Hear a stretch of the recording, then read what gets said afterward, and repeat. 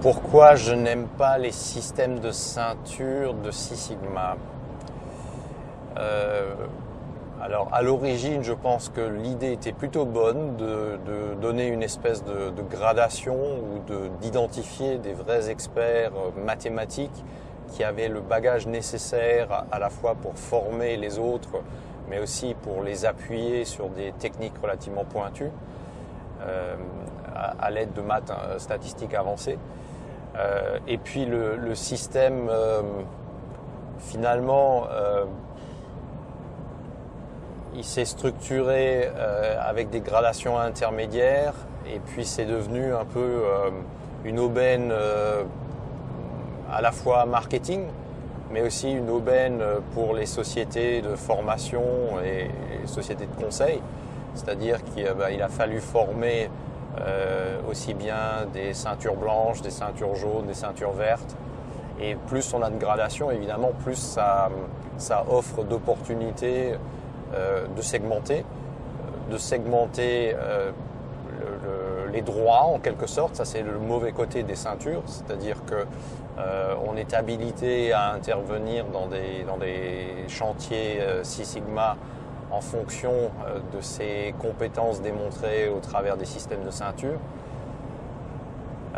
Et puis, évidemment, le côté exploitation, on va dire commerciale, c'est que quand on multiplie comme ça les niveaux, on multiplie aussi les opportunités de vendre de la formation, de vendre de l'accompagnement spécifique, finement morcelé, alors que ça n'a pas toujours beaucoup de sens du point de vue méthodologique. Ce que je trouve dommage avec Six Sigma, c'est que c'était une remise au goût du jour de démarches anciennes que l'on avait connues avec la belle époque de la qualité totale, de la maîtrise statistique des procédés. Donc on y revient avec une exigence plus forte et qui est née dans l'électronique parce qu'il y avait de très gros volumes, dont des très grands chiffres. Et on imagine bien que sur des productions horaires ou journalières de plusieurs millions de pièces, lorsqu'il y a 1% de défaut, c'est effroyablement élevé.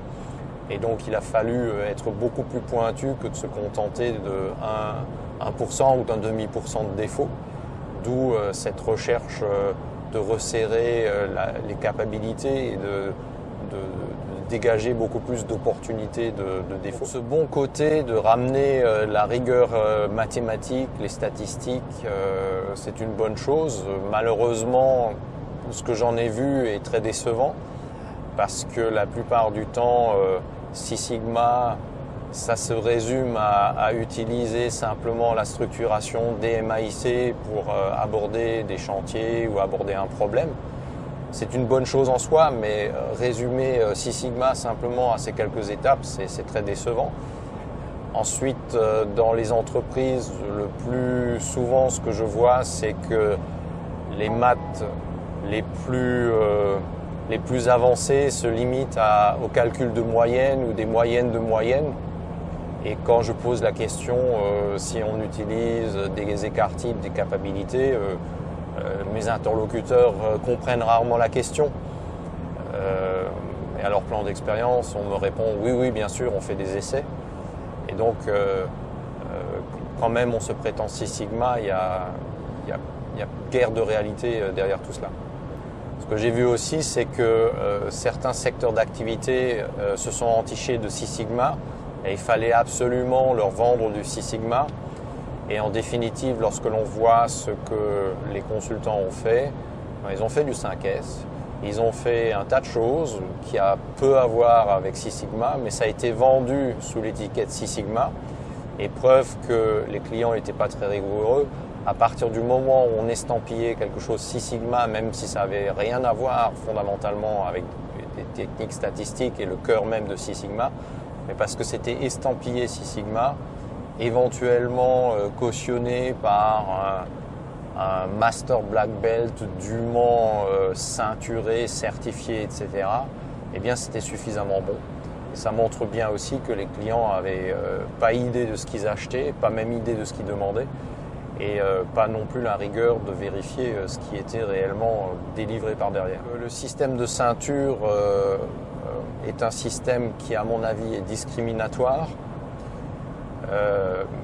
et il y a des effets pervers à cela, c'est-à-dire que dans certaines entreprises, parce que l'on veut utiliser vraiment une démarche Six Sigma, rien ne peut se faire sans l'aval d'un black belt ou d'un master black belt. Et ça conduit des fois à des, je l'ai vu, à des situations complètement absurdes où finalement les black belts ou les master black belts sont tellement sollicités qu'ils sont goulots en quelque sorte et que c'est eux qui limitent les chantiers et les améliorations potentielles. Puisqu'ils ne sont pas là pour avaliser, pour faciliter, eh bien ces chantiers restent lettre morte et ne peuvent pas avancer. Donc on attend. Et donc c'est un gaspillage d'opportunités incroyable, simplement parce que ces gens-là ne sont pas disponibles. Et évidemment, les black belts, les master black belts ne vont pas déléguer ou ne vont pas avaliser quelque chose qu'ils ne peuvent pas mettre dans leur compteur en quelque sorte, puisque bien souvent, pour maintenir les certifications, eh bien, on va demander à un black belt ou un master black belt de faire tant et tant de chantiers par an, de faire tant et tant d'économies en euros par an. Et donc, évidemment, ils ont tout intérêt à moissonner le plus possible de chantiers, mais de ce fait-là, ils se rendent indispensables, souvent à tort, et ce sont eux les facteurs limitants de tous ces efforts qui peuvent être faits. Six Sigma, pour moi, a une faiblesse, c'est que c'est un système qui est un système d'experts. Il faut être expert, il faut avoir le bagage mathématique pour pouvoir participer. Et quand on n'a pas ce bagage mathématique, on est cantonné à des rôles tout à fait marginaux de collecteur de données, de préparateur de terrain. Et c'est finalement la vedette black belt ou master black belt qui va arriver, qui va mettre ça en musique et qui très probablement, dans la plupart des cas, va également en tirer la gloire. Comparé à Lean, le système des ceintures est donc discriminatoire. Tout le monde ne peut pas participer de manière équivalente à des chantiers Six Sigma. Et je trouve que ce qui fait le charme de Lean, c'est que c'est ouvert à tout le monde. Et comme c'est moins basé sur des compétences pointues et pas beaucoup de mathématiques, eh bien ça reste beaucoup plus ouvert, plus démocratique en quelque sorte. Et on n'a pas cette discrimination par le niveau de compétence. Une idée émis par la plus modeste des personnes participantes peut être tout aussi intéressante que celle émise par quelqu'un qui a une énorme expérience en matière de Lean ou qui a un bagage académique important. Et donc, il y a certaines tentatives ou certaines tentations de copier le système des ceintures et de certification de Six Sigma vers Lean. Personnellement, ça ne me plaît pas du tout. Pour les raisons que j'ai exposées, de discrimination, de stratification un petit peu artificielle. Et pour sauvegarder ce qui fait le charme de la pensée Lean, c'est qu'elle est tout à fait ouverte, tout à fait partagée. Et c'est pas le fait de quelques experts qui s'arrogent des droits ou à qui on concède des droits. Au contraire, c'est ouvert et c'est beaucoup plus sympathique comme ça.